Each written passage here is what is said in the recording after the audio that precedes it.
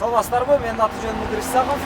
Мындан 6 күн мурун мына жерде ушул Ош Арван жолундагы жолдун асфальттын укаланып жок болуп кетип атканын айткан элем. Мына жол Ош Арван жолу.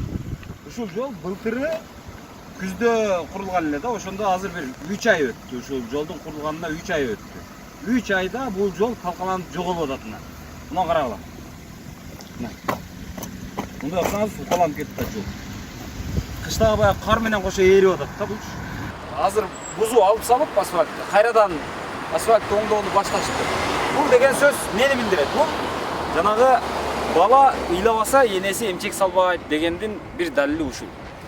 Демек, бизде көйгөй барбы? Проблема барбы? Жумуш жакшы аткарылган эмеспи? Сапаты начарбы? Сизге ал жакпай атабы? Демек, аны айтыш керек. Аны кадимкидей эле элге чыгарып айтыш керек, талапты коюш керек, суроону бериш керек.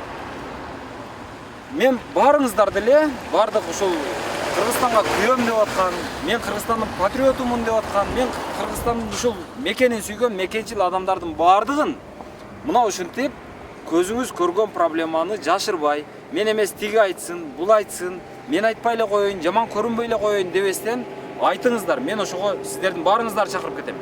Эгерде кааласаңыздар, мына ушул видеого тартыш, аны социалдык тармактарга чыгарыш, аны элге жайылтыш, андан сырткары ушул чечүүчү, жанагы чечим кабыл алуучу позицияда отурган кишилерге жеткириш боюнча видео тренинг өт десеңиздер, тренинг өтүп берейин, сабак өт десеңиздер, сабак өтүп берейин, үйрөт десеңиздер, үйрөтүп берейин.